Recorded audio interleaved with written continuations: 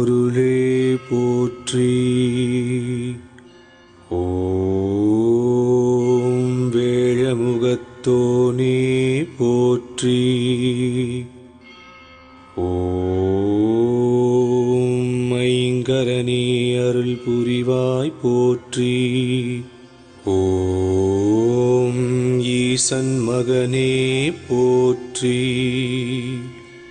ஓம் அம்பிகை பாலனே போற்றி. ஓம் ஆறுமுகன் சகோதரனே போற்றி. போற்றி போற்றி.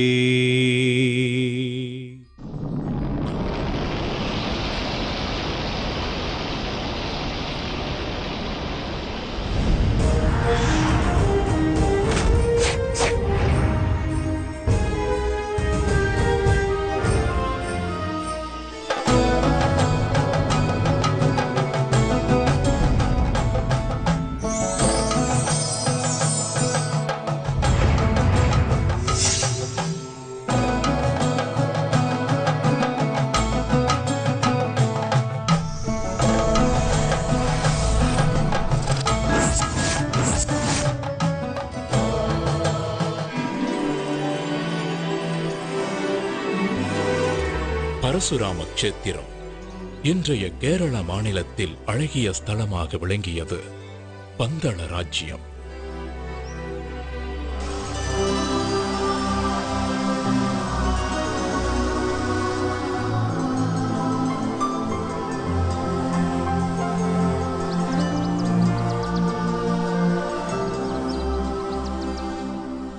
வனங்கள் சூழ்ந்த பூமி. அன்றைக்கு காற்றிலேயே மலர்களின் வாசத்தோடு இசையும் கலந்திருந்தது.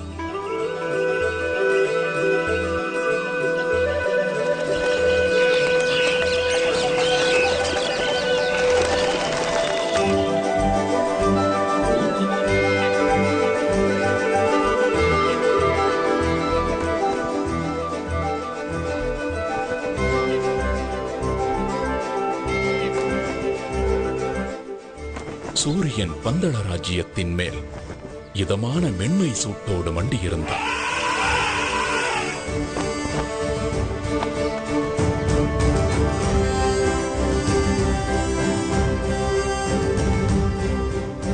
மன்னர் ராஜசேகரன் ஆட்சியில் பந்தள ராஜ்யமே சீரோடும் சிறப்போடும் இருந்தது. என்றாலும் ஒரு ராஜ்யத்தை ஆளும் மன்னருக்கு, சுகபோகங்கள் குறைவில்லாத அரசருக்கு ஒரு சோகம் இருந்தது. ஆம், அதுதான் புத்திர சோகம்.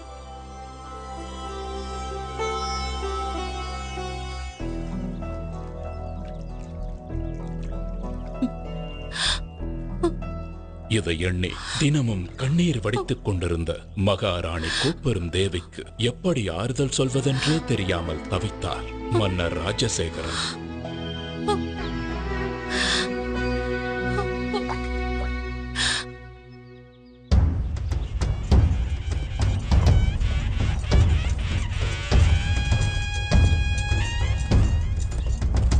ஒரு நாள் மன்னர் ராஜசேகரன் நகர்வலம் வந்து கொண்டிருந்த பொழுது, இதோ நம் மன்னர் தான் எவ்வளவு திறமையாக நம் ராஜ்யத்தையும் மக்களையும் வழி நடத்துகிறார். இப்படி ஒரு மன்னர் கிடைக்க நாம் எல்லாம் பெரும் பேறு பெற்றிருக்க வேண்டும். உண்மைதான். ஆனால் எல்லாம் இருந்தும் என்ன பயன்? நம் அரசருக்கு புத்திர பாக்கியம் இல்லையே. நம் மன்னருக்கு பிறகு இந்த ராஜ்யத்தை ஆள ஒரு வாரிசு இல்லாமல் போய்விட்டதே. இதை கேட்டதுமே மன்னர் பெருமான் மனம் நொந்து போனார். கடைசியாக கடவுளிடம் முறையிடுவதைத் தவிர அவருக்கு வேறு வழி ஏதும் தோன்றவில்லை.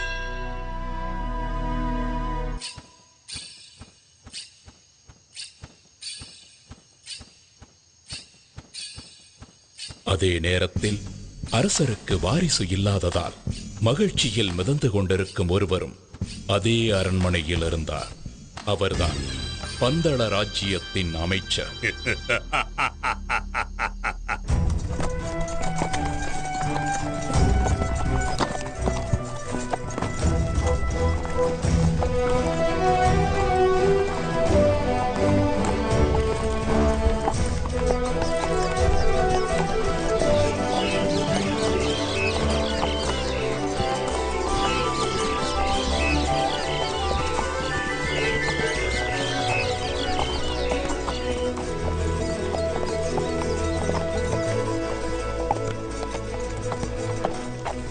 நாள் மன்னர் ராஜசேகரன் அவரது அமைச்சர் மற்றும் பரிவாரங்களுடன் வேட்டைக்கு கிளம்பினார்.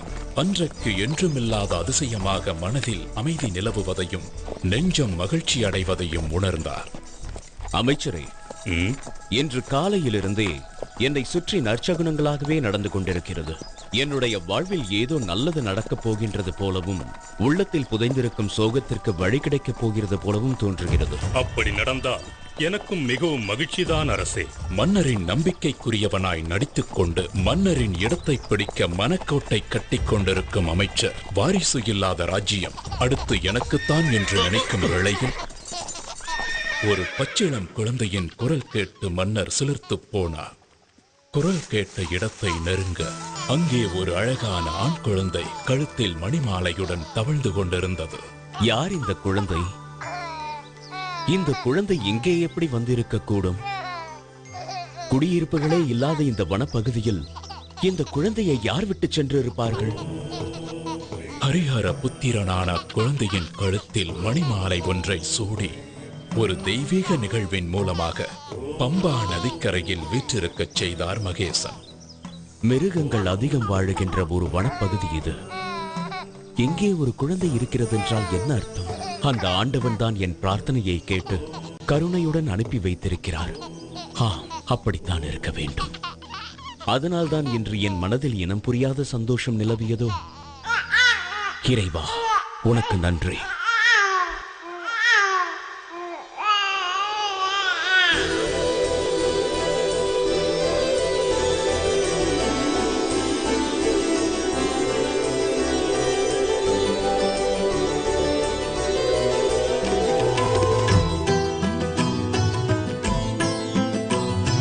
கலி காக்கும் ஒரு தெய்வம் ஐயப்பன் அவதாரம். கலி காக்கும் ஒரு தெய்வம் ஐயப்பன் அவதாரம் நிகழ்ந்தது பம்பை நதியோரம்.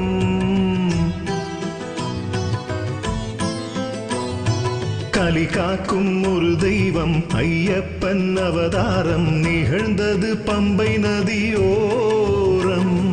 ஆழ்வார்கள் பாட்டும் தேவார கூத்தும் ஆழ்வார்கள் பாட்டும் தேவார கூத்தும் அரங்கேற்றி வைத்த அவதார ரூபம். விண்ணோர் வரம் மண்ணோர் தவம், விண்ணோர் வரம் மண்ணோர் தவம். ஐயன் வந்தான் ஆனந்தமே. கலி காக்கும் ஒரு தெய்வம் ஐயப்பன் அவதாரம் நிகழ்ந்தது பம்பை நதியோரம்.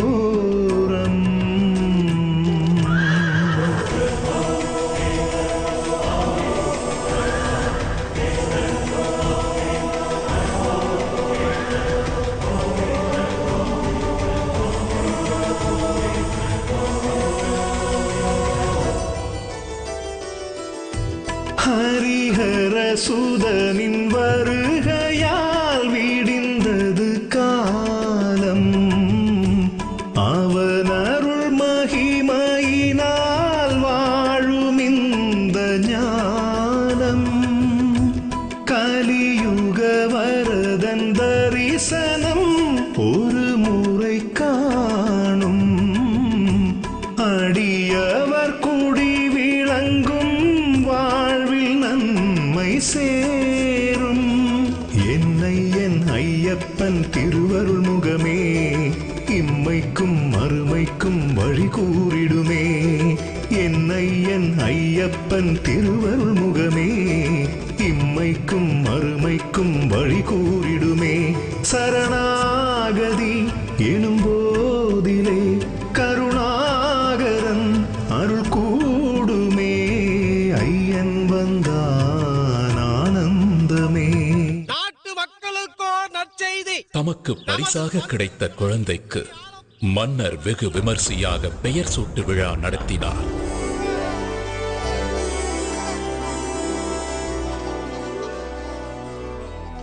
மணிமாலையுடன் இருக்கும் இந்த குழந்தைக்கு மணிகண்டன் என்று பெயர் சூட்டுகிறேன். மணிகண்டன். அத்துடன் நம் பந்தள இளவரசருக்கு ஐயப்பன் எனும் நாமத்தையும் சூட்டுகிறேன்.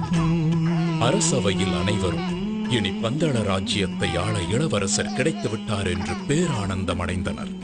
வாரிசே இல்லாத மன்னரின் மறைவுக்குப் பிறகு நாட்டை தன்வசப்படுத்திக் கொள்ளலாம் என்று கற்பனையில் மிதந்து கொண்டிருந்த அமைச்சருக்கு மணிகண்டனின் வரவு மிகவும் அதிர்ச்சியாக இருந்தது. மணிமுத்து கழுத்தில் தவழ்வதால் மணிகண்ட நாமம் இனி இதை ஏழுலகும் வேதமென்று ஓதும். மணிகண்ட மழலை சிரிப்பிலே குழலிசை தோற்கும். முகம் கண்டு முழுமதியும் நேரில் வந்து வாழ்த்தும். பொன்னென்ன பொருளென்ன ஐயன் முன்னே எது ஒன்றும் ஈடில்லை இவனுக்கிங்கே. பொன்னென்ன பொருளென்ன ஐயன் முன்னே எது ஒன்றும் ஈடில்லை இவனுக்கிங்கே. மலர் பாதமே பட்டாலுமே துயர் யாவுமே விட்டோடுமே. ஐயன் வந்தான் ஆனந்தமே. கலி காக்கும் ஒரு தெய்வம் ஐயப்பன் அவதாரம் நிகழ்ந்தது பம்பை நதியோரம். இந்த தெய்வ குழந்தை பந்தளத்திற்கு வந்த நேரம் நெடுங்காலமாக குழந்தை செல்வமே இல்லாத மகாராணி கோப்பெருந்தேவி தன் வயிற்றில் ஒரு ஆண் குழந்தையை பெற்றெடுத்தாள்.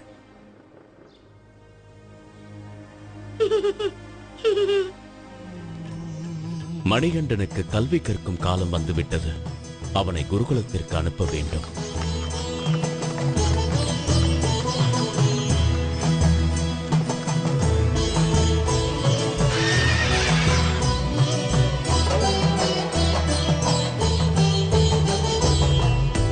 ஆதர்மங்கள் உலகில் எழுகையில் இறையருள் தோன்றும். அறவழி எடுத்து சொல்லி பாதை ஒன்று காட்டும். தனை சரணடையும் அடியவர் குறைகளை போக்கும். கதியேன பதம் பணிந்தால் காவல் நின்று காக்கும். கண்ணுக்குள் நின்றாடும் கருணை கடலே எந்நாளும் கரை சேர்க்கும் நம் வாழ்வினையே. கண்ணுக்குள் நின்றாடும் கருணை கடலே எந்நாளும் கரை சேர்க்கும் நம் வாழ்வினையே. வினை தீர்த்திடும் வில்லாளனை மனம் போற்றுது எந்நாளுமே. ஐயன் வந்தான் ஆனந்தமே. கலி காக்கும் ஒரு தெய்வம் ஐயப்பன் அவதாரம் நிகழ்ந்தது பம்பை நதியோரம்.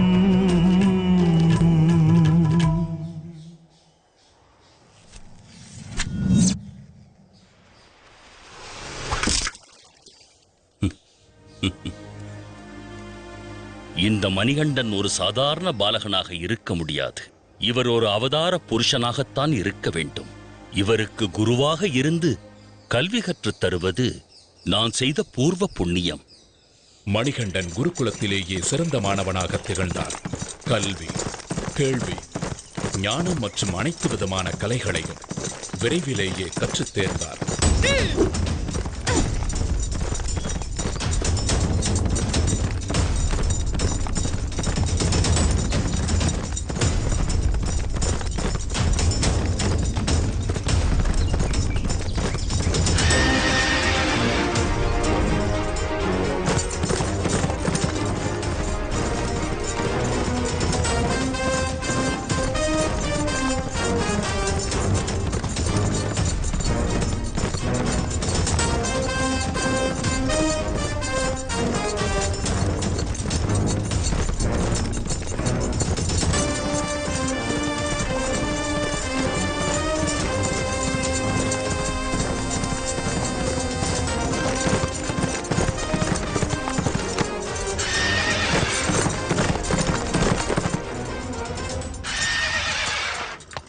மணிகண்டன் அரசகுமாரர்களுக்கு தேவையான அனைத்து ஆயுத பயிற்சிகளையும் அஸ்திர வித்தைகளையும் சத்துருக்களை அழிப்பதற்கும் தைரியமாக எதிர்கொள்வதற்கும் உதவும் களரி, அபியாயசம் போன்ற கலைகளையும் கற்றுத் தேர்ந்தார்.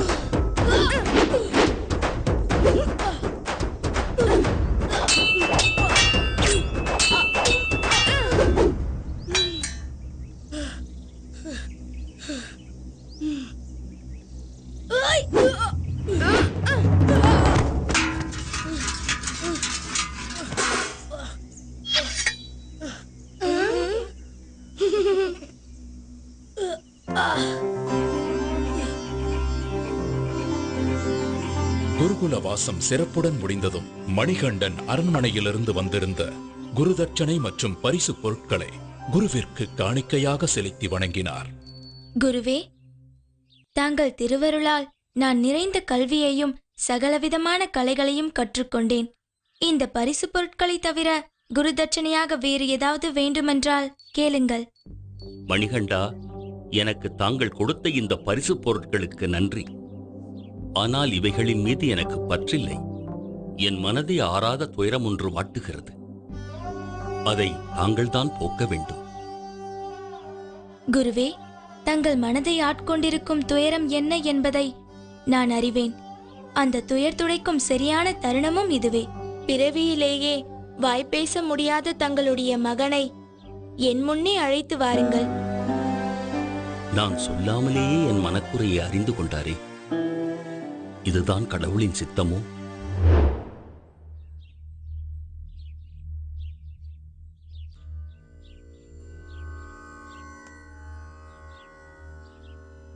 ஓம் நமக் சிவாய.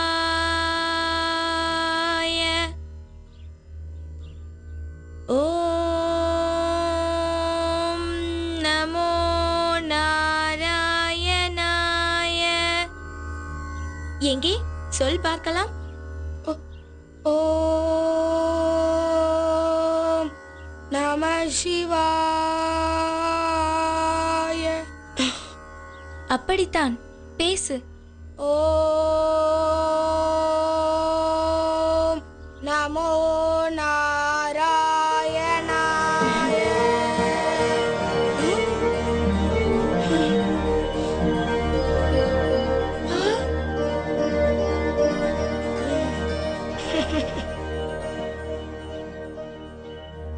செயற்கரிய இந்த அற்புத செயலை நிகழ்த்திய நீங்கள் சாதாரண மணிகண்டன் அல்ல. நீங்கள் யார்? நீங்கள் யார் ஐயனே? தங்கள் கணிப்பு சரியானதுதான் குருவே. ஒரு அசுர சம்ஹாரத்தை நிகழ்த்தி தீமையை அழித்த இந்த கலியுகத்தை காக்கவே நான் அவதரித்துள்ளேன். இந்த ரகசியம் தங்களுக்கு மட்டுமே தெரிந்ததாக இருக்கட்டும் குருவே. என்னுடைய அவதார நோக்கம் முடிந்த பிறகு என்னை தரிசிக்க வரும் பக்தர்களுக்கு உத்திர நட்சத்திரமாக நான் காட்சி அளிப்பேன். இதுவே நான் தங்களுக்கு தரும் குரு தட்சணை. வருகிறேன் குருவே.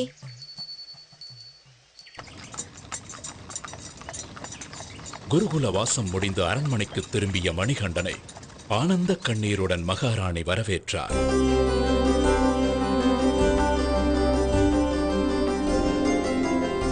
அண்ணா, தம்பி.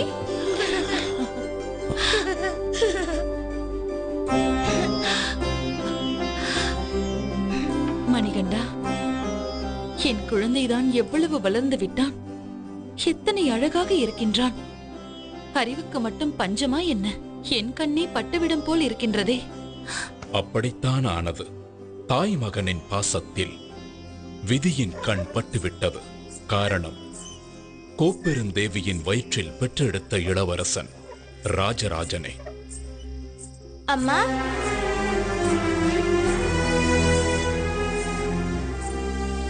இதனை கண்ட வஞ்சக எண்ணம் கொண்ட அமைச்சர் பெருமகிழ்ச்சி அடைந்தார். காரணம், துஷ்ட எண்ணம் கொண்ட அமைச்சர் தெய்வீக தன்மை கொண்ட ஐயப்பனை நெருங்கும் போதெல்லாம் இனம் புரியாத மனசஞ்சலம் அடைந்தார். தான் அரியணை ஏறும் வாய்ப்பு பறிபோய் விட்டாலும் மணிகண்டன் அரியணை ஏறக்கூடாது என்பதில் உறுதியாக இருந்தார். அதற்காக பல சதித்திட்ட வேலைகளில் ஈடுபட்டார். அதில் ஒரு கட்டமாக மணிகண்டன் குடிக்க வேண்டிய பாலில் விஷத்தை கலந்தார்.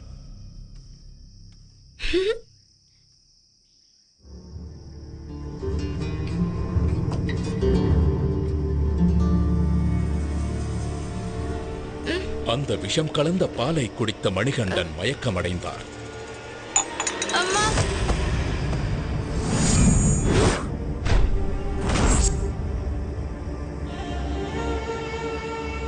உடனே மணிகண்டனை காப்பாற்ற அரண்மனை வைத்தியர்கள் எல்லாம் எவ்வளவோ வைத்தியம் செய்தும் மணிகண்டனை காப்பாற்ற முடியாமல் தவித்தனர். இந்நிலையில் சிவபெருமான் வைத்தியர் ரூபம் எடுத்து அரண்மனைக்கு வந்தார்.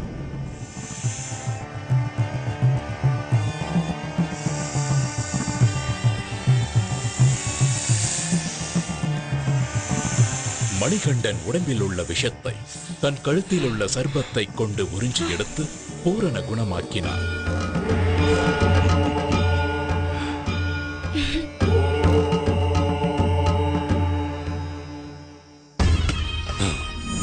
இந்த திட்டமும் முறியடிக்கப்பட்டு விட்டது.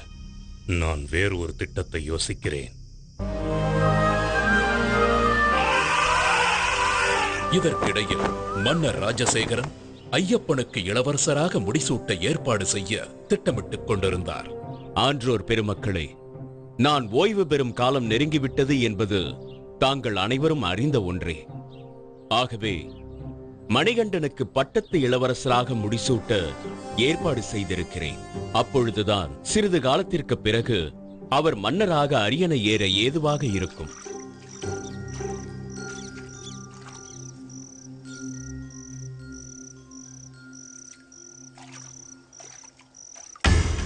இதுதான் தக்க சந்தர்ப்பம் என்று எதிர்பார்த்த அமைச்சர் மகாராணியை தனிமையில் சந்தித்தார்.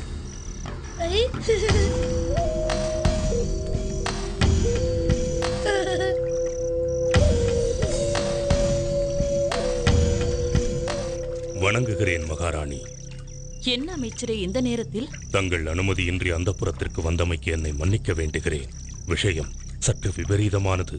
அதனால்தான் இந்த நேரத்தில் இங்கு வரவேண்டியதாயிற்று. இருக்கட்டும், அப்படி என்ன விஷயம் அமைச்சரே? சில காலமாக தங்கள் மனதை உறுத்திக் கொண்டிருக்கும் சங்கடத்தை நான் அறிவேன். இனி இந்த ராஜ்யத்தை ஆள்வதற்கு உங்களுக்கென்று பிறந்த மகன்தானே உண்மையான அரச வாரிசு. அவனை அன்றி வேறு யாரும் உரிமை கொள்வது என்ன நியாயம்? ஜாக்கிரதையாக இருந்து கொள்ளுங்கள். நான் வருகிறேன் மகாராணி. 12 வருடங்கள் வளர்த்த பாசமெல்லாம் எங்கோ போய்விட தனக்கு பிறந்த மகனான ராஜராஜனுடன் ஒன்றி போய்விட்டார் மகாராணி கோப்பெருந்தேவி. தம்பி, வா. அண்ணா,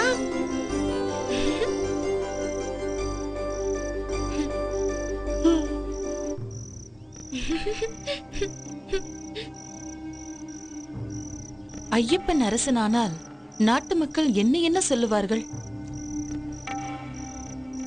சொந்த மகனிற்கு வளர்ப்பு பிள்ளையை அரியணையில் ஏற்றிய பாதகி என்று ஏச மாட்டார்களா? ஊர் உலகம் என்னை தூற்றாதா? ஆம், இதை இப்படியே விட்டுவிடக்கூடாது. என் மகன்தான் அரசாள வேண்டும். இதை பற்றி மன்னரிடம் பேச வேண்டும்.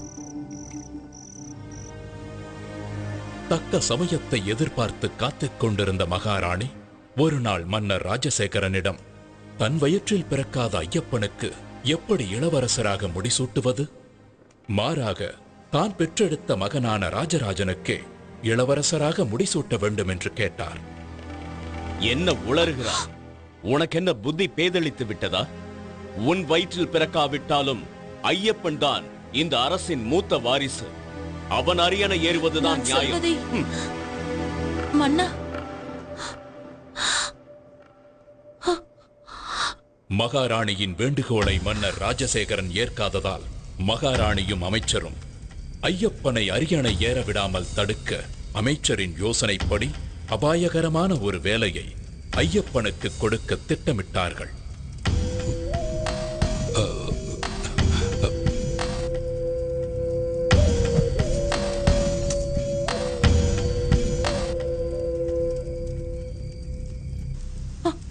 அதற்காக கோப்பூர் தேவி பொய்யாக தலைவலி வந்தது போல் ஐயோ நடித்தார்.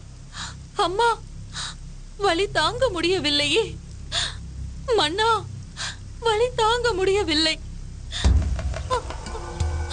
வலிக்கின்றது. அரசே, நம் மகாராணிக்கு ஏற்பட்டிருக்கும் இந்த தலைவலியை போக்க புலிப்பாலை கொண்டு வந்தால் மட்டுமே குணப்படுத்த முடியும். அதனுடன் என்னிடம் உள்ள மூலிகைகளை போட்டு நான் ஒரு மருந்து தயாரித்து தருகிறேன். அதுவே குணமடைய செய்யும். அப்படியா? புலிப்பாலை எப்படி பெறுவது? யார் கொண்டு வருவார்கள்?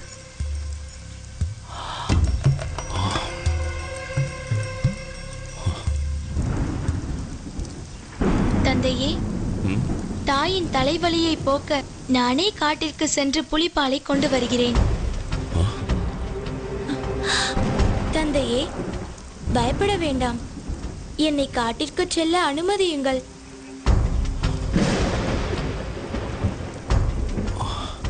ஐயப்பனின் தெளிவான வார்த்தையிலும் தீர்க்கமான பார்வையிலும் ஒரு தெய்வீக தன்மையை உணர்ந்த பந்தளராஜன் ஐயப்பனை காட்டிற்கு செல்ல அனுமதித்தார். இதை கேட்ட அமைச்சரும் கோப்பெரும் தேவியும் தங்களது திட்டம் நிறைவேறப் போவதை நினைத்து பெருமகிழ்ச்சி அடைந்தனர்.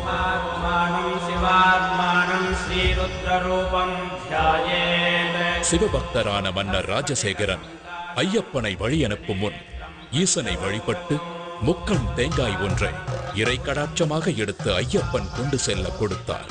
கூடவே உணவுப் பொருட்கள் சிலவற்றையும் போட்டு அதை இருமுடியாக கட்டி ஐயப்பனிடம் கொடுத்து வழி அனுப்பி வைத்தார்.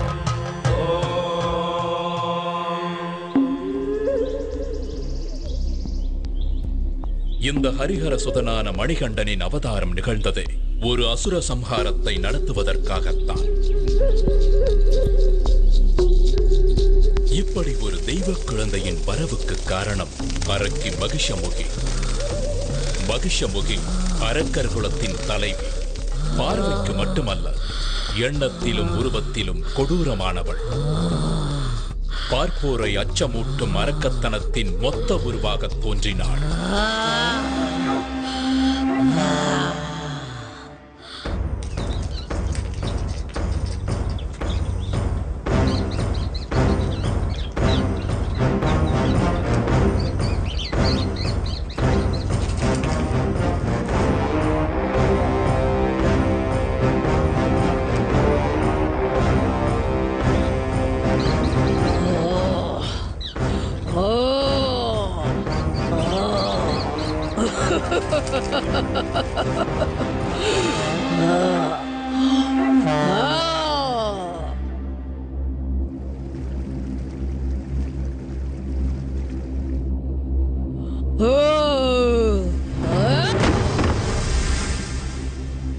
அப்படிப்பட்ட அரக்கி மகிஷமுகியே ஒரு சமயம் பயத்தில் நடுங்கிக் கொண்டிருந்தாள் என்றால் என்ன சொல்வது? காரணம், அரக்க பிரதிநிதிகள் ஒவ்வொருவராக மாய்ந்தனர். அவ்வாறு வீழ்ந்தவர்களில் முக்கியமானவன் மகிஷியின் அண்ணன் மகிஷாசுரன். எனவே அதற்கு பழி தீர்க்க தன் பலத்தை பெருக்கிக் கொள்ள முடிவெடுத்தான். ஓம் பிரம்மதேவாய நமः. அண்ணனின் முடிவு தனக்கும் நேராமல் இருக்க பிரம்மதேவனை நோக்கி கடும் தவம் புரிந்தாள். அதற்காக தன்னை சுற்றி அக்னி வளர்த்து அனல் பறக்கும் நெருப்பின் நடுவிலிருந்து தவம் புரிந்தாள். அவளது நோக்கம் உறுதியாக இருந்தது. அழிவே இல்லாத தேவர்களைப் போலவே அரக்கர்களும் நெடுங்காலம் வாழ வேண்டும். அதன் பிறகு தேவர்கள் அனைவரும் அழிவதை பார்த்து ஆனந்தப்பட வேண்டும் என்று நினைத்தாள் மகிஷமுகி. அவள் எதிர்பார்த்தது போலவே நடந்தது. அவளது கடும் தவத்தால் ஏற்பட்ட வெப்பம் பிரம்மலோகத்தையே தாக்க பிரம்மதேவரே மகிஷமுகியின் எதிரே தோன்றினார். ஓம் பிரம்மதேவாய நமः. மகிஷமுகியே, உன் கடும் தவத்தால் நான் மனம் நெகிழ்ந்தேன். கண் திற. வணங்குகிறேன் நான் முகனே. என் வேண்டுதலுக்கு இணங்கி என் முன் காட்சி தந்தமைக்கு நன்றி. நல்லது மகிஷமுகி, உனக்கு வேண்டிய வரத்தை கேள். பிரம்மதேவனே, தேவர்களைப் போல எனக்கும் சாகா வரம் வேண்டும். அப்படி ஒரு வரத்திற்கு சாத்தியமே இல்லை. இறப்பை யாராலும் தவிர்க்க முடியாது. இறப்பு என்பது இயற்கையின் நியதி. ஆனால் உனக்கு ஒரு சலுகை காட்டுகிறேன். நீ எப்படி யாரால் இறக்க வேண்டும் என்று நினைக்கிறாயோ அந்த வகையில் உனக்கு மரணம் சம்பவிக்க நான் வரம் தருகிறேன்.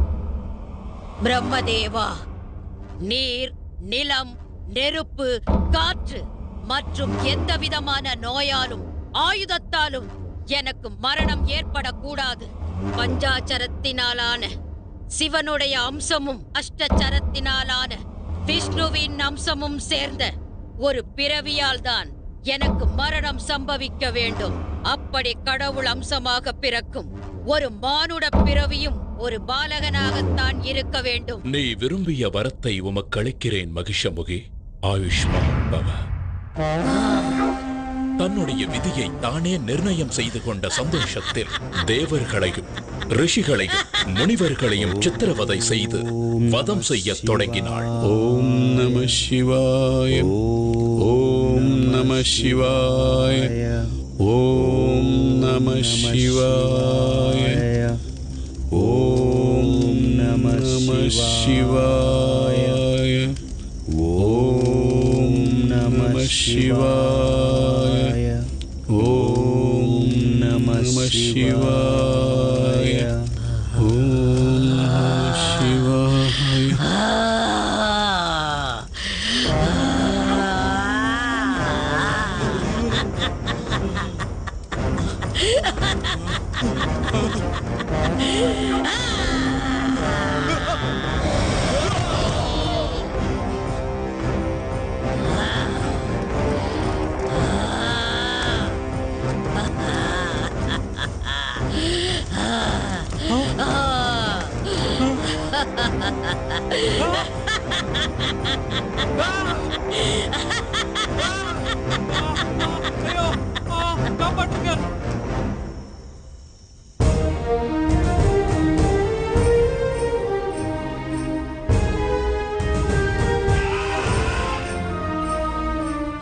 இந்த இடத்தில் இன்னொரு நிகழ்வை நினைவு கூறுவது பொருத்தமாக இருக்கும். ஒரு முறை இந்திரன் ஐராவதத்தின் மீது பவனி வரும்போது துர்வாச முனிவர் எதிர்பட்டார். தேவாதி தேவா, மகாவிஷ்ணுவின் பத்னி மகாலட்சுமி ஆசியுடன் அளித்த இந்த மலர் மாலையை உனக்கு பரிசாக அளிக்கிறேன். இதை ஏற்றுக்கொண்டு வளம் பெறுவாயாக.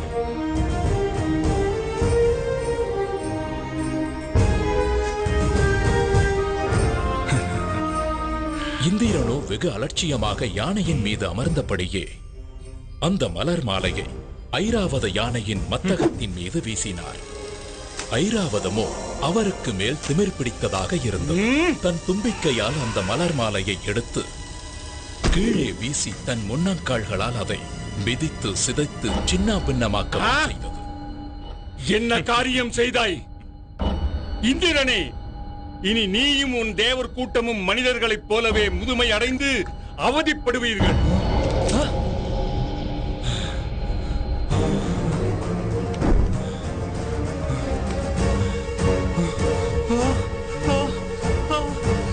என் உடல், என் கைகள். மகரிஷியே, என்னை மன்னித்து விடுங்கள். என் அகந்தையால் தான் தன்னிலை மறந்து தவறிழைத்து விட்டேன். இதற்கு தாங்களே சாப விமோச்சனம் அளிக்க வேண்டும்.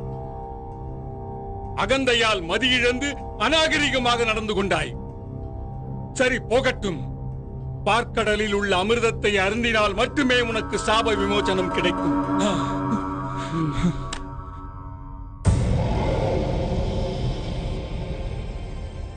இதற்கிடையில் மகிஷமுகி இந்திராதி தேவர்களுடன் சண்டையிட்டு இந்திரலோகத்தையும் கைப்பற்றிக் கொண்டார்.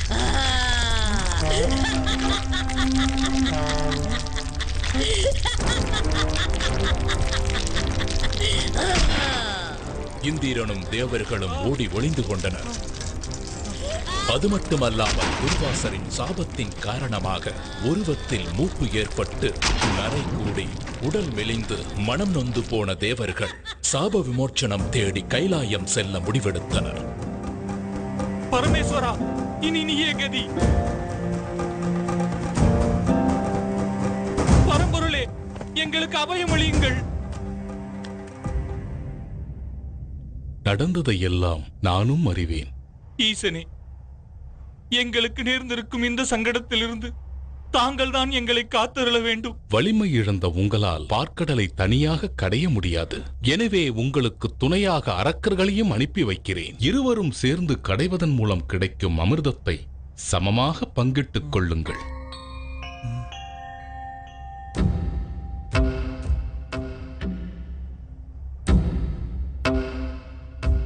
எனது ஆணைப்படி நீங்களும் தேவர்களுடன் சென்று பார்க்கடலை கடையுங்கள்.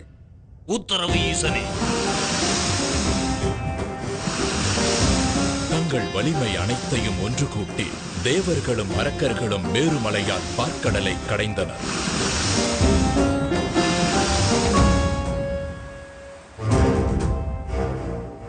அதில் கிடைத்த அமிர்தத்தை அரக்கர்கள் மட்டுமே எடுத்துச் சென்றனர்.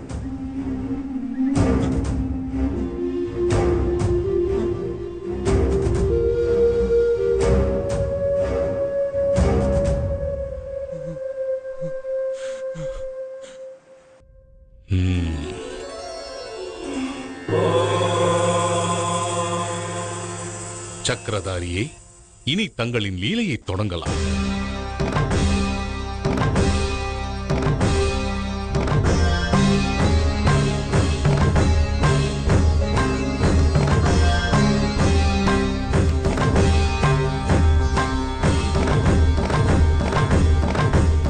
அரக்கர்களின் பலவீனத்தை புரிந்து கொண்ட விஷ்ணு அழகிய மோகினி அவதாரம் எடுத்தார்.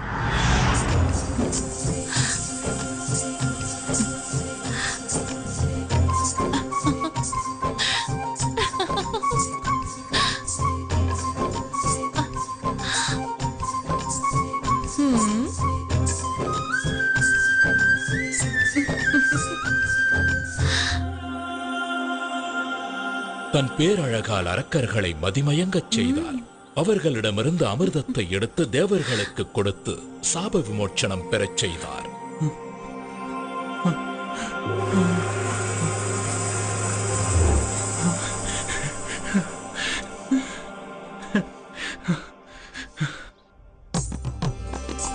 அழகிய மோகினியின் வரவே ஒரு புதிய அவதாரத்தின் நோக்கம்தான் என்பதை உணர்ந்திருந்த சிவபெருமான் மோகினியை நேரில் கண்டார்.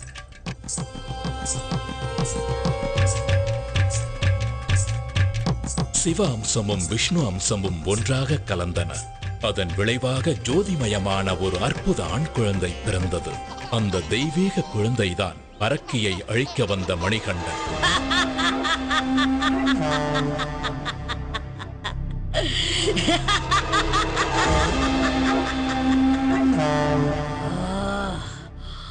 தேவர்களின் தந்திரத்தால் தன் இன மக்களுக்கு அமிர்தம் மறுக்கப்பட்டதையும் அது மொத்தமும் தேவர்களுக்கே போய் சேர்ந்ததை அறிந்து மேலும் உக்கிரமானாள். இதனால் மகிஷமுகி காட்டில் இருந்த முனிவர்களை முன்பை விட கொடூரமாக துன்புறுத்தினாள்.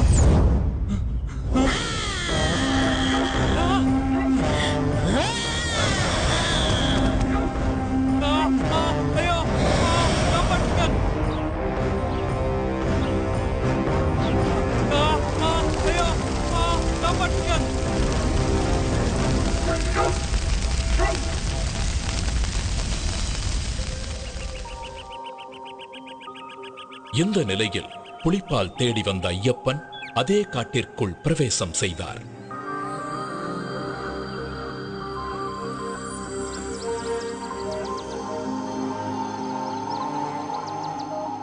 ஒளியே புக முடியாத காட்டிற்குள் சூரியன் நுழைந்தது போலிருந்தது ஐயப்பனின் வருகை.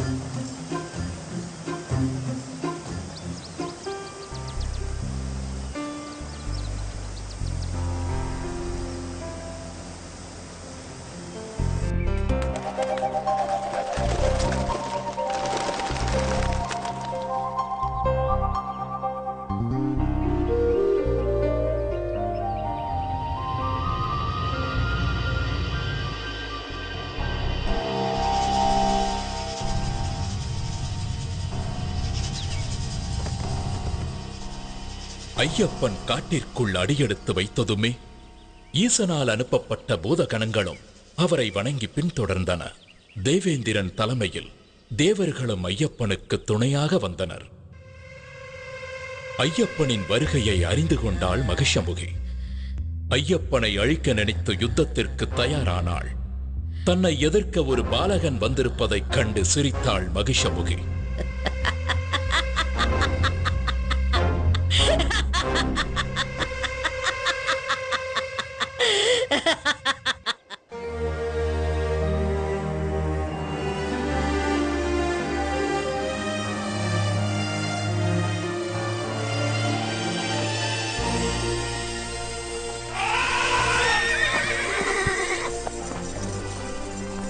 ஐயப்பனின் வருகையை அறிந்த முனிவர்கள் மகிஷமுகியால் தங்களுக்கு நேர்ந்த கொடுமைகளை ஐயப்பனிடம் முறையிட்டனர். ஐயப்பன் தனது அவதார நோக்கம் நிறைவேறும் கட்டம் நெருங்கிவிட்டதை உணர்ந்தார். மானசீகமாக சிவபெருமானையும் மகாவிஷ்ணுவையும் வணங்கி யுத்தத்திற்கு தயாரானார்.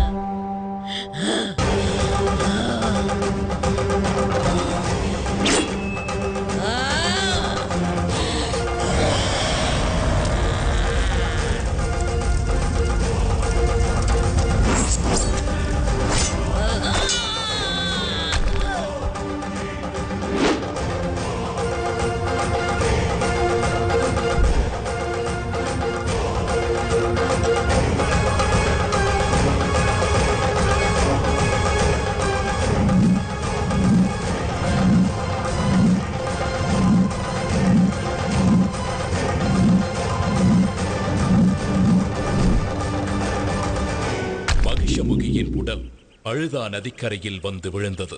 அவள் மீண்டும் எழும் முன் ஐயப்பன் மகிஷமுகியின் முதுகின் மேல் ஏறி கோர தாண்டவமாடி அவளை அழித்தார்.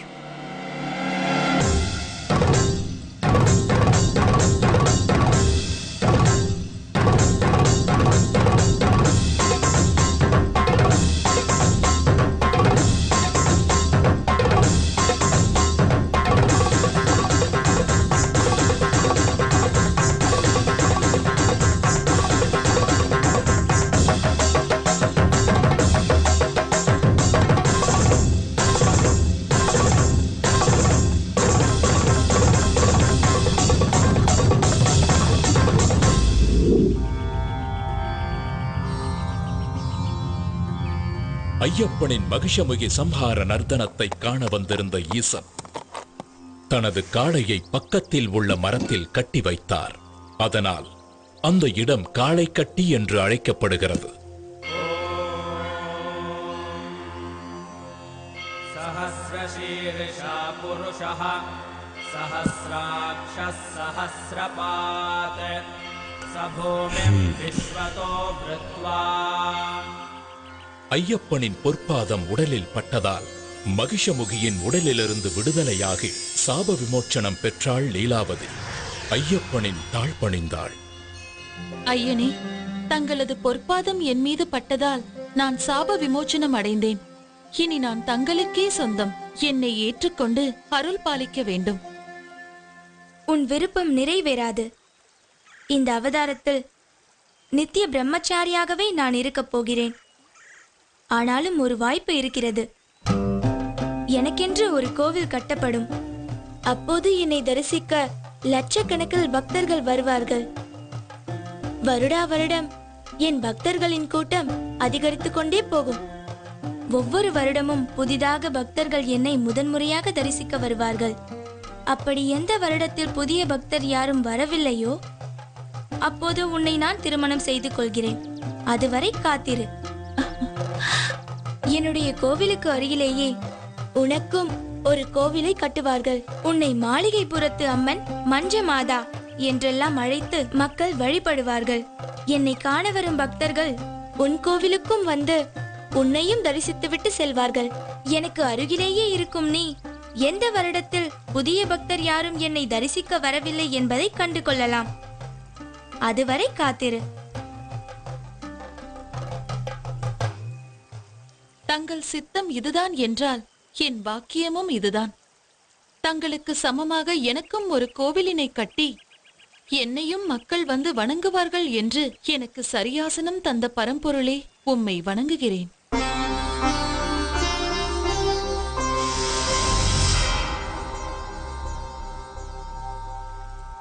மகிஷ சம்ஹாரம் முடிந்த பிறகு ஐயப்பனை அழைத்தார் பரமேஸ்வரன். மகனே, உன் பிரிவால் வாடிக்கொண்டிருக்கிறான் மன்னன் ராஜசேகரன். அவனை ஆட்கொண்டு முக்தி அளிக்க வேண்டும். அத்துடன் நீலிமலையில் சபரி என்ற பக்தை உன் தரிசனத்திற்காக காத்துக் கொண்டிருக்கிறாள். அவளுக்கு அருள் செய்து மோட்சம் அளிக்க வேண்டியது உனது கடமை. இதனால் அந்த பக்தையின் நினைவாக அந்த மலைக்கு சபரிமலை என்றே பெயர் வழங்கப்படும். அது மட்டுமன்றி அந்த சபரிமலையிலேயே உனக்கு கோவில் கட்டப்படும். ஆயுஷ்மான் பவ. மகிஷமுகியின் உடல் உயிரற்றதாக இருந்தாலும் மலை போல் வளர்ந்தது. அப்படியே போனால் சூரிய சந்திரனையும் மறைத்துவிடும் என்று தோன்றியதால் ஐயப்பன் மகிஷமுகியின் உடலை பாதாளத்தில் தள்ளி கற்களால் மூடினார்.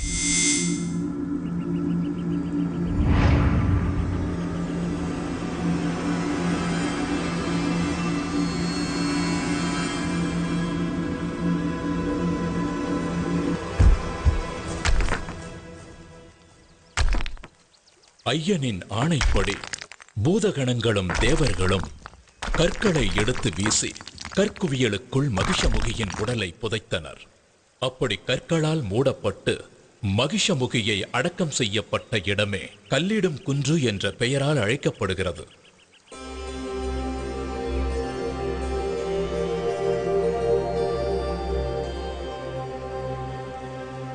இந்திராதிபதியே, இந்த சம்ஹாரத்தை முடித்த எனக்கு இன்னொரு கடமையும் இருக்கிறது. என் தாய் அங்கே கடும் தலைவலியால் துடித்துக் கொண்டிருக்கிறார். அதை தீர்ப்பதற்கான புலிப்பாலை பெறவே நான் இங்கு வந்தேன். இது என் மீது அளவற்ற பாசம் கொண்டிருக்கும் என் இரு கண்களையும் போன்ற தாய்க்கும் தந்தைக்கும் நான் ஆற்ற வேண்டிய கடமையாகும். எனவே புலிப்பாலை பெற தாங்கள்தான் எனக்கு உதவ வேண்டும். நிச்சயமாக எம்பெருமான் பரமேஸ்வரன் கட்டளைப்படி நான் பெண் புலியாக மாறி பால் சுரந்து தருகிறேன். ஆனால் நீங்கள் இந்த குவளையை கொண்டு போய் மகாராணியிடம் கொடுத்து, இந்தாருங்கள் புலிப்பால், உங்கள் தலைவலி தீர இதிலிருந்து மருந்து தயாரித்துக் கொள்ளுங்கள் என்று சொன்னால் அவர்கள் நம்ப வேண்டுமே. அதனால் நானும் உங்களுடன் வருகிறேன். என் மீது ஏறிக்கொள்ளுங்கள். அரசவையில் நாம் நுழைந்தால் நீங்கள் கொண்டு வந்திருப்பது புலிப்பால் தான் என்பது ஊர்ஜிதமாகிவிடும்.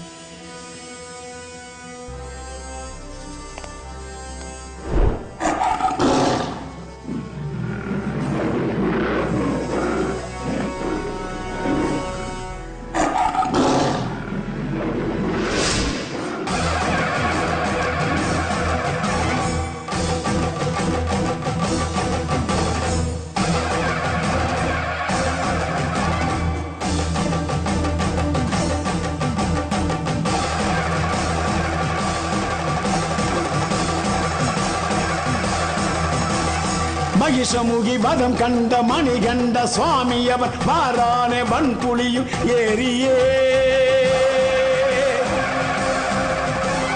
மலை தாண்டி மடு தாண்டி கண் கண்ட தெய்வம் அவர் வாரானே பந்தளத்தை தேடியே ஆற்று வழி ஊற்று வழி காட்டு வழி கோட்டை வழி கடந்திங்கு வாரானே ஐயப்பா சொன்ன தலை நோக்கி மருந்தாகும் புலிப்பாலை கொண்டிங்கு வாரானே ஐயப்பா நடையதிர படையதிர எத்திசையும் அதிர குடியதிர குளம் அதிர கொற்றவனும் அதிர பரம்பொருளை இறை அருளை அரசி மனம் அறிய தவறுணர தலை கவிழ தண்டமிட்டு பணிய பந்தளமும் பணிய வந்த செயல் முடிய மணிகண்ட அவதார நோக்கமது நிறைய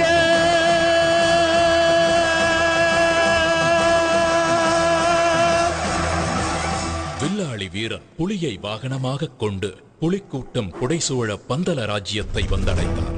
அரசவையில் இருந்த அனைவரும் சீறி பாய வேண்டிய புலிகள் மென்னடை போட்டு வரும் இயற்கைக்கு முரணான சம்பவத்தை கண்டு வியந்து நின்றார்கள். புலிப்பால் தேடச் சென்ற ஐயப்பன் இனி திரும்பி வரமாட்டான் என்று திடமாய் நினைத்திருந்த அமைச்சர் திடுக்கிட்டார். மன்னர் ராஜசேகரன் இரு கைகளையும் கூப்பி நெகிழ்ந்து போய் நின்றார். அவர் கண்களில் ஆனந்த கண்ணீர் வழிந்தது. தந்தையே, தாயின் தலைவலி தீர இதோ கொண்டு வந்துள்ளேன் புலிப்பால். இந்த அளவு போதாது என்று வைத்தியர் சொல்வாரானால் எவ்வளவு வேண்டுமானாலும் கலந்து கொள்ள இதோ புலி கூட்டமே என்னுடன் வந்துள்ளது. தாங்கள் கடவுளின் அவதாரம்தான் என்று நிச்சயம் நான் உணர்கிறேன். நாங்கள் ஏதாவது தவறு இழைத்திருந்தால் எங்களை மன்னித்து அருள வேண்டும் ஐயனே.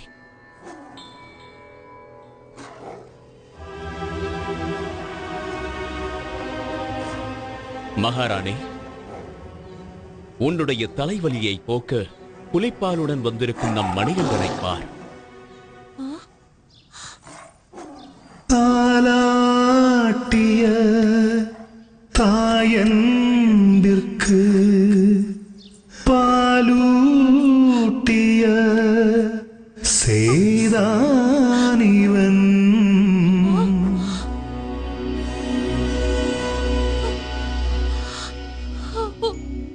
அன்னைக்கெல்லாம் அன்னை ஐயன். என்னை மன்னித்து விடுங்கள் ஐயனே. நீங்கள் ஒரு தெய்வ குழந்தை என்ற உண்மையை என் பேராசையால், என் அகம்பாவத்தால் நான் அறிந்து கொள்ளாமல் போனேன். என்னை ரட்சித்து அருள்வாய் மகனே, என்னை ரட்சித்து அருள்வாய். தாயே, தாங்கள் போய் என் காலில் விழலாமா? என்னை பெறாவிட்டாலும் என்னை வளர்த்து ஆளாக்கிய அன்பு தாய் நீங்கள். என் அவதாரத்தின் நோக்கம் நிறைவேற உதவியவர் நீங்கள். இப்படி ஒரு வாய்ப்பிற்காக என்னை 12 வருடங்கள் வளர்த்த உங்கள் அன்பிற்கும் பாசத்திற்கும் என்ன கைமாறு செய்ய போகிறேன்? எனக்கு வாழ்வழித்த தெய்வம் அல்லவா நீங்கள்? சரி ஐயப்பா, உன் அவதார நோக்கம்தான் முடிந்து விட்டதே. இனி எங்களுடனே இருந்து விடேன். இல்லை அம்மா, இந்த அவதாரத்தில் நான் ஆற்ற வேண்டிய கடமை இன்னொன்றும் இருக்கிறது. அது கலியுகத்தில் மக்களை நல்வழிப்படுத்த வேண்டிய முக்கிய கடமை. எனக்கென்று ஒரு இருப்பிடத்தை அமைத்துக் கொண்டு நான் அங்கேயே தங்கி பக்தர்களுக்கு அருள் பாலிக்க விரும்புகிறேன். தந்தையே, உங்கள் ராஜ்யத்திற்குட்பட்ட எல்லையில் ஓர் இடம் கொடுங்கள். அங்கே நான் தங்கியிருந்து மக்களின் துயர் துடைப்பேன். ஐயனே, தங்களுக்கு எங்கு இடம் வேண்டுமோ, எவ்வளவு இடம் வேண்டுமோ எடுத்துக் கொள்ளுங்கள்.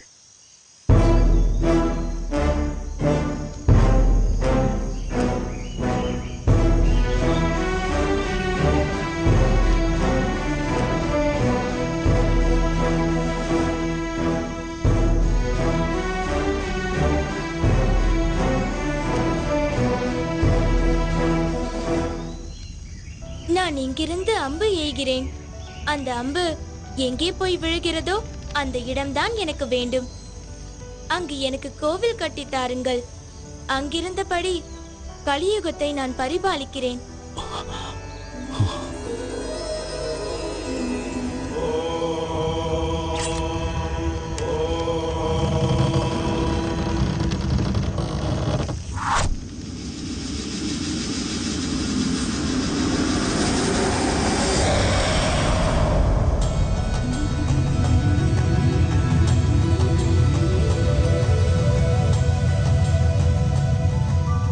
அந்த அம்பு விழுந்த இடம்தான் சபரிமலை. இந்த சபரிமலையில்தான் இன்றும் கலியுகத்தின் கண்கண்ட கடவுளாக, கருணாமூர்த்தியாக திகழ்கிறார் சபரிமலை ஐயப்பன்.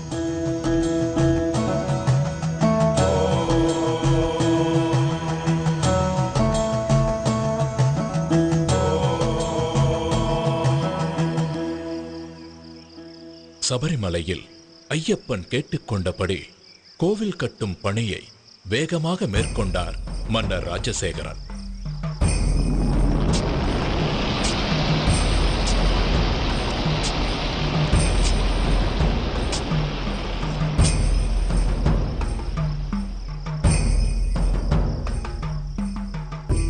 அந்த கோவிலில் வாழ்க்கையின் தத்துவங்களை விளக்கும் விதமாக 18 படிகளையும் அமைத்தார். இந்த 18 திருப்படிகளும் 18 மலைகளையும் 18 கடவுள்களையும் 18 தத்துவங்களையும் குறிக்கின்றன. 18 மலைகளாகிய இஞ்சிப்பாறை மலை, காலைக்கட்டி மலை, புதுச்சேரி மலை, கரிமலை, தலைப்பாரமலை, தேவர்மலை, ஸ்ரீபாதமலை, மயிலாடுமலை, மாதங்கமலை, கால்கிமலை, சிற்றம்பலமலை, சுந்தரமலை, நாகம்பலமலை, கவுண்டமலை, நிலக்கல் மலை, நீலிமலை, பொன்னம்பலமலை, சபரிமலை போன்ற மலைகளையும் 18 கடவுள்களாகிய விநாயகர், சிவன், பார்வதி, முருகன், பிரம்மா, விஷ்ணு, ரங்கநாதர், காளி, யமன், சூரியன், சந்திரன், செவ்வாய், குரு, புதன், சுக்கிரன், சனி, ராகு, கேது ஆகிய கடவுள்களையும் 18 தத்துவங்களாகிய காண்பது, கேட்பது, மனம், ரசனை, ஸ்பரிசம், காமம், பேராசை, குரோதம், கோபம், மோகம், மதம், மாச்சரியம், தம்பு, சாத்வீகம், ராஜசீகம், தாமசீகம், வித்யா, அவித்யா போன்ற குணங்களையும் உணர்த்தும் விதமாக பகவான் தத்வாதீனனாக இருக்கிறார் என்பதை குறிப்பதே இந்த 18 படிகளின் நோக்கம். கோவில் கட்டி முடித்ததும் ஐயப்பனுக்கு எந்த வகையிலான விக்கிரகம் அமைப்பது என்ற கேள்வி எழுந்தது. அப்போது பரசுராமரே எடுத்து வந்த சாஸ்தாவின் சிற்பமான 2 கால்களையும் புத்திட்டு இணைத்து யோக பட்டத்துடன் பந்தனம் செய்த வண்ணம் தத்துவமசி எனும் சின்முத்திரையுடன் கூடிய பகவானின் திருவுருவமே ஏற்றது என்பதை ஆண்டவன் கட்டளைப்படி மகர சங்கராந்தி தினமான தை மாத பிறப்பு நன்னாளில் கிருஷ்ணபட்சம் பஞ்சமி திதி உத்திர நட்சத்திரத்துடன் கூடிய சுபதினத்தில் பரசுராமர் தர்மசாஸ்தாவை பிரதிஷ்டை செய்தார். அன்றிலிருந்து ஆண்டுதோறும் மகர சங்கராந்தி தினத்தன்று ஐயப்பன் பக்தர்களுக்கு அருள்பாலிக்கிறார். இதன் மூலம் தன் குருவிற்கு அளித்த வாக்கையும் நிறைவேற்றுகிறார். என்னை சரணடைந்தவர்கள் நற்கதி அடைவார்கள் என்பதை வலியுறுத்தும் விதமாக வலது கையை வலது முழங்கால் மீது தாங்கி அபயஹஸ்தமாக அருள் வழங்குகிறார் ஐயப்பன். அதாவது தன்னை சரணாகதி என அடைபவர்களுக்கு அபயமளிக்கும் அற்புத கோலம் இது. பக்தர்கள் விரதம் மேற்கொள்ளும் முறையை இப்போது பார்ப்போம். ஐயனை காண வரும் பக்தர்கள் குருசாமி மூலமாக மாலை அணிந்து உபதேசம் பெற்று பிரம்மச்சரிய விரதம் மேற்கொண்டு வர வேண்டும். புலால் உண்ணுதலை அறவே தவிர்க்க வேண்டும். சத்தியம், தர்மம், அகிம்சை போன்ற கொள்கைகளை கடைபிடிக்க வேண்டும். சபரிமலை செல்லும் பக்தர்கள் ஒழுக்கமானவர்களாக சகிப்புத்தன்மை உடையவர்களாக இருக்க வேண்டும். தம் உடலை வருத்தி ஒரு மண்டலம் விரதம் இருந்து மனதில் ஐயப்பனை நினைத்து வழிபட வேண்டும்.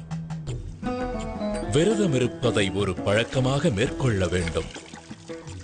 கண்டிப்பாக பிரம்மச்சரியம் காக்க வேண்டும். இந்த பழக்கத்தால் மனம் பக்குவப்படும். விரதம் மேற்கொள்ளும் பக்தர்கள் காலை மாலை 2 வேளையும் குளித்து நீலம் அல்லது கருப்பு அல்லது காவி உடை அணிந்து ஐயப்பனின் சரணங்களை கூறி வணங்க வேண்டும். துளசி மாலை அணிந்த ஐயப்ப பக்தர்கள் ஒரு மண்டலம் விரதம் இருக்கும் வேளையில் ஒவ்வொரு நாளும் மாலை வேளையில் ஒன்றாக கூடி ஐயப்பனின் அருள் வேண்டி திருவிளக்கு பூஜையில் கலந்து கொள்வதையும் ஐயனின் புகழ் பாடி பஜனைகள் செய்வதையும் ஒரு வழக்கமாக கடைபிடிக்க வேண்டும்.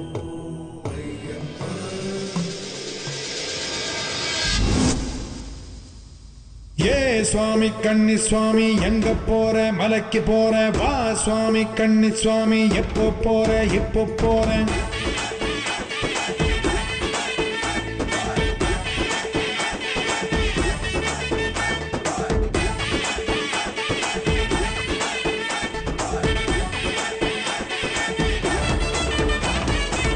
கட்டான கட்டேந்தி கட்டுமுடி தலையேந்தி குடிதாண்டி படிதாண்டி போறேன் நான் போறேன்.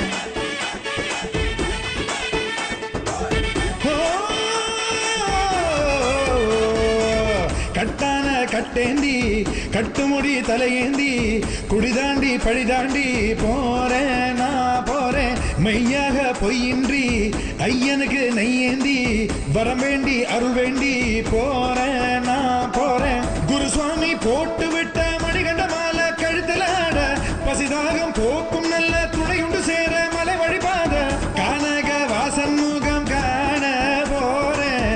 சுவாமியே சரணம் என்று கோஷம் போட்டு மாறும்.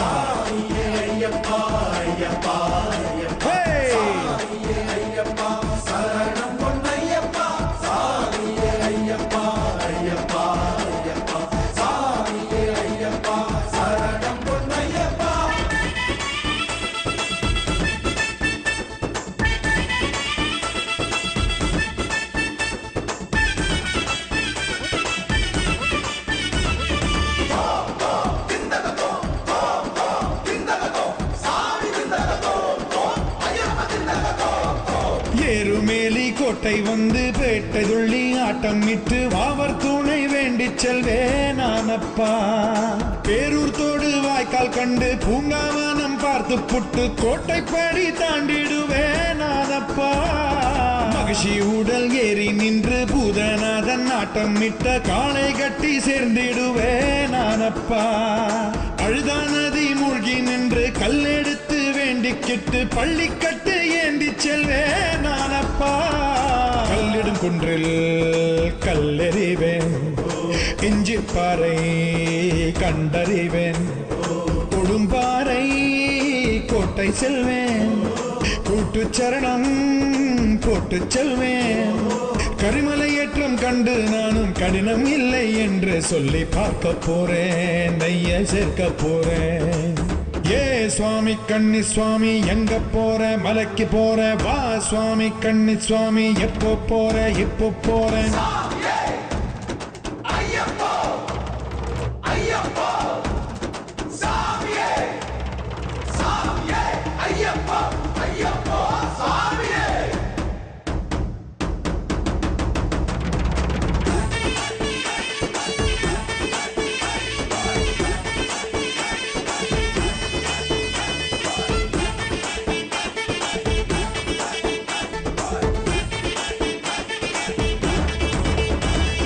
கல்லு முள்ளு பாதையிலும் குண்டு குழி ஏற்றத்திலும் ஏற்றி என்னை பார்த்திடுவான் ஐயப்பா கும்மிருட்டு வேளையிலும் கண்ணீரிட்டும் போதினிலும் கை கொடுத்து காத்திடுவான் ஐயப்பா ஆறு பிழை 100 குறை ஏது நானும் செய்திட்டாலும் ஏழை என்னை ஏற்றருள்வான் ஐயப்பா ஏற்ற விரதம் தப்பில்லாம சோதனைகள் தந்திடாம காத்தி என்னை ரட்சிப்பானே ஐயப்பா ஹரிஹர சுதனின் தரிசனம் பெறுவேன் பிறவி பயனை அதுகணம் அடைவேன் சபரிநாதன் திருவடி பணிவேன் சத்குருநாதன் திருவருள் பெறுவேன் பொன்னம்பல வாசன் உண்டு அண்ணலவன் நேசன் உண்டு காண போறேன் மலை ஏற போறேன் ஏ சுவாமி கண்ணி சுவாமி எங்க போற மலைக்கு போற வா சுவாமி கண்ணி சுவாமி எப்போ போற இப்போ போறேன்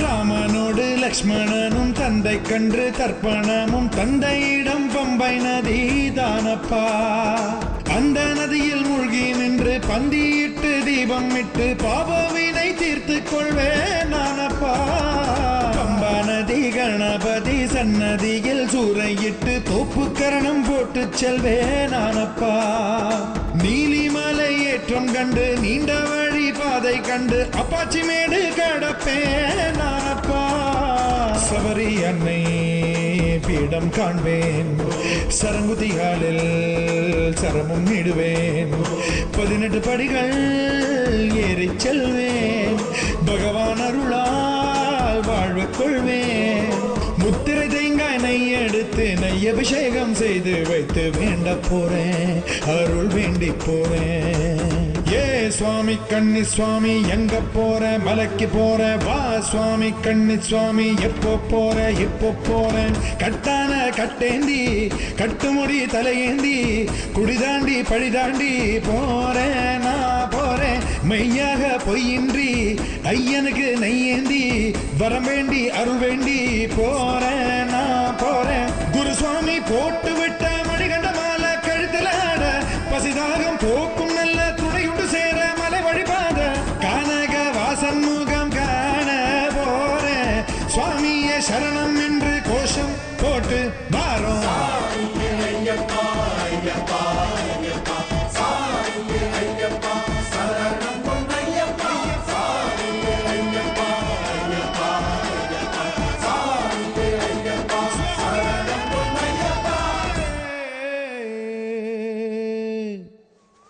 ஐயப்பன் புலிப்பால் கொண்டு வர காட்டிற்கு புறப்படும் பொழுது அவருடைய வளர்ப்பு தந்தை மன்னர் ராஜசேகரன் சிவபெருமான் தன் மகனுக்கு துணையாக உடனிருக்கும் விதமாக அவரிடம் முக்கண் தேங்காயையும் கூடவே சில உணவுப் பொருட்களையும் தந்தனுப்பினார்.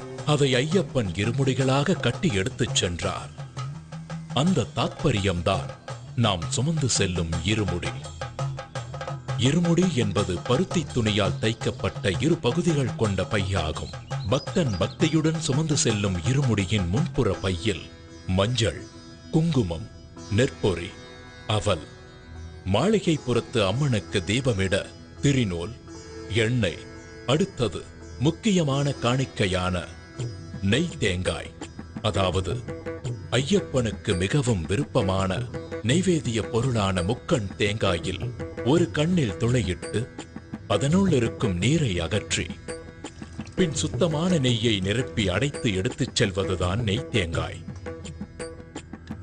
ஐயப்பன் சிவவிஷ்ணு ஐக்கியத்தில் பிறந்தவர். இந்த தத்துவத்தை தான் நெய் தேங்காய் உணர்த்துகிறது. தேங்காய் முக்கண் உடையது, ஆகவே தேங்காய் சிவாம்சமாக விளங்குகிறது. மகாலட்சுமி திருமாலின் இதயத்தில் உறைபவள்.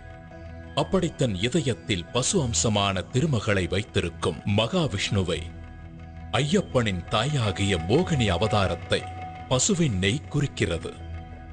ஆகவே தேங்காயும் அதனுள் நிரப்பியிருக்கும் நெய்யும் சிவனையும் விஷ்ணுவையும் உணர்த்துகின்றன. தன்னுடைய பெற்றோரை உணர்த்தும் இந்த நிவேதனம் சுவாமிக்கு படைக்கப்படுவதில் அவர் மிகுந்த சந்தோஷம் அடைவார். பக்தனுக்கு அருள்பாலிப்பார். இருமுடியின் பின்முடி பையில் மஞ்சள் தூள், அரிசி, பருப்பு, வெல்லம் ஆகிய பொருட்கள் இருக்கும். காட்டு வழியில் நடைபயணமாய் செல்லும் பக்தர்கள் இந்த பொருட்களை வழியிலேயே சமைத்து சாப்பிட்டு பசியாறிய பின் பயணத்தை தொடரலாம் என்பதற்காகவே இருமுடியில் அரிசி, பருப்பு போன்ற உணவுப் பொருட்களை எடுத்துச் செல்ல வேண்டும். ஐயப்பனை தரிசிக்கச் செல்லும் பக்தர்கள் தலைமீது சுமந்து செல்லும் பொருட்கள் பயணத்தின் போது கொஞ்சம் கொஞ்சமாக குறைவது போல் அவனுடைய தலைகணமும் குறைய வேண்டும். அவனுடைய ஆணவம், அகங்காரம், செருக்கு, மமதை, பொறாமை போன்ற எல்லா தீய குணங்களும் அவனை விட்டு விலக வேண்டும்.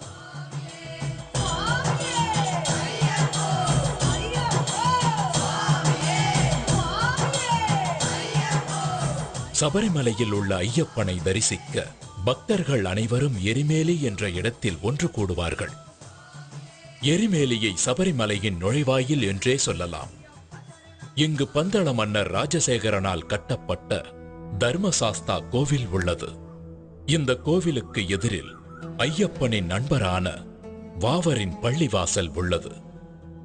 ஐயப்ப பக்தர்கள் வாவர் சுவாமியை வணங்கி அங்கு தரப்படும் விபூதி பிரசாதத்தை பெற்றுக் கொள்வார்கள். இந்த எரிமேலியில்தான் முக்கியமான நிகழ்வான பேட்டை துள்ளல் என்ற நிகழ்வு நடைபெறும். அப்பொழுது பக்தர்கள் தங்கள் மனதில் உள்ள தீய எண்ணங்களை போக்க வேண்டும் என்ற நோக்கத்தில் நடனமாடுவார்கள். பேட்டை துள்ளல் முடிந்த பின்பு அங்கே வரும் கன்னிசாமிகளுக்கு ஒரு சரக்கோலும் ஒரு கருப்பு நாடாவும் கொடுக்கப்படும். எரிமேலியில் பேட்டை துள்ளலை முடித்துவிட்டு பயணத்தை தொடரும் பக்தர்கள் பேரூர் தோடு, கோட்டைப்பாடி ஆகிய இடங்களை கடந்து காளைக்கட்டி என்ற பகுதிக்கு வருவார்கள். இந்த காளைக்கட்டி என்ற இடம்தான் மகிஷமுகியின் உடலின் மீது பகவான் நர்த்தனமாடி தனது வெற்றி களிப்பை வெளிப்படுத்திய இடம். அந்த நர்த்தனத்தை காண வந்த சிவபெருமான் அவரது காளையை அங்கேயே மரத்தில் கட்டி வைத்ததால் அந்த இடம் காளைக்கட்டி என்று அழைக்கப்படுகிறது. அதன் பின்பு அழுதா நதியில் நீராடி மூழ்கும் போது பக்தர்கள் நதிக்குள் கிடைக்கும் கல் ஒன்றை எடுத்துச் சென்று போகும் வழியில் உள்ள கல்லிடும் குன்று என்ற இடத்தை அடைந்து அரக்கியை சமாதி செய்த இடத்தில் அந்த கல்லை வைப்பார்கள். அதனால் அந்த இடம் கல்லிடும் குன்று என்று அழைக்கப்படுகிறது. அதனைத் தொடர்ந்து இஞ்சிப்பாறை கோட்டையை கடந்து உடும்பாறை கோட்டையில் ஸ்ரீ பூதநாதரை வணங்கி விபூதி எனப்படும் சாம்பலை பெறுவர். பின்பு சபரிமலை செல்லும் வழியில் பக்தர்கள் புண்ணிய நதியான பம்பை நதியில் குளித்து தன்னுடைய பாவங்களை நீக்குமாறு ஐயப்பனிடம் வேண்டி அங்கு தங்கி பம்பாஸ்தி என்ற நிகழ்ச்சியில் 108 அடுப்புகளின் சாம்பலை கன்னிசாமிகள் தங்கள் வீட்டிற்கு எடுத்துச் செல்வார்கள். அதன் பிறகு விநாயக பெருமானை வணங்கி சபரிமலை நோக்கி யாத்திரை செல்வார்கள். பின்பு அப்பாச்சி மேட்டை கடந்து நீலிமலையை சென்றடைவார்கள். அதன் பின்பு சபரி பீடத்தை கடந்து மகிஷமுகிக்காகவே சரங்குத்தி என்ற இடத்தில் இருக்கும் ஆலமரத்தில் கன்னிசாமிகள் எடுத்துச் செல்லும் சரக்கோலை குத்தி கருப்பு நாடாவை போட்டு வணங்குவார்கள். இது கன்னிசாமியின் வரவை பதிவு செய்யும் நிகழ்ச்சி. இதை பார்த்த லீலாவதி பெருமூச்சு விட்டு அடுத்த வருடத்திற்காக காத்திருப்பாள். சபரிமலையின் அறிவிப்பு. தத்துவமசி விஸ்வ சாகோத்தியம் சொல்லி தெரிவிக்கின்ற மகாமந்திரம் ஆராதனை மூர்த்தியும் ஆராதகனும் அபித்யாராகிய சுவாமி தெரிகின்ற காட்சியும் காண முடியாத ஒரு காட்சியாகும். காடும் காட்டு பூக்களும் அருவிகளும் இயற்கை தருகின்ற ஒரு வரப்பிரசாதமாகும்.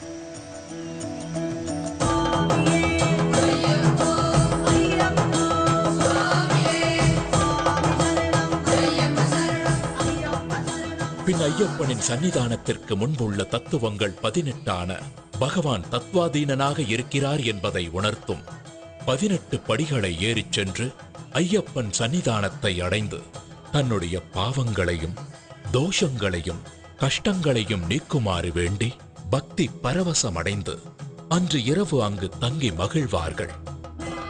மறுநாள் காலையில் ஐயப்பனுக்கு நெய் அபிஷேகம் செய்து மாளிகைப்புறத்து அம்மனை தரிசித்து தான் செய்த பாவங்களை நீக்குமாறு வேண்டிக் கொள்வார்கள். மகர விளக்கு பூஜைக்கு முன்பு ஐயப்பனுடைய தங்க ஆபரண பெட்டியை பந்தள ராஜ்யத்திலிருந்து சபரிமலைக்கு கொண்டு செல்லும் பொழுது ஆகாயத்தில் ஆபரண பெட்டிக்கு வழிகாட்டியாக கருடன் கூடவே பறந்து செல்வது ஒரு சிறப்பு அம்சமாகும். ஐயப்பனுடைய சிறப்பு அம்சம் பிரம்மச்சரியம் மேற்கொண்டு வரும் பக்தர்களுக்கு அருள் புரிவதாகும். அதனால் 10 வயதிற்கு மேலுள்ள பெண்களும் 50 வயதிற்கு குறைவான பெண்களும் ஐயப்பனை தரிசிக்க சபரிமலைக்கு செல்லக்கூடாது. மண்டல பூஜை முடிந்த பிறகு மகர விளக்கு பூஜை ஆரம்பமாகி மகர விளக்கு பூஜை நிறைவடையும் தினத்தன்று மகர சங்கராந்தி பூஜை நடைபெறும். அச்சமயத்தில் சுவாமி ஐயப்பன் ஆகாயத்தில் உத்திர நட்சத்திரமாக பக்தர்களுக்கு காட்சியளிப்பார். பக்தர்கள் சபரிமலையில் பிரசாதமாக விற்கப்படும் அரவண பாயாசம், அப்பம், நெய் ஆகியவற்றை வாங்கிக் கொண்டு மீண்டும் பம்பா நதியை வந்தடைந்து பின்னர் தங்கள் இல்லத்திற்கு சென்றடைவார்கள்.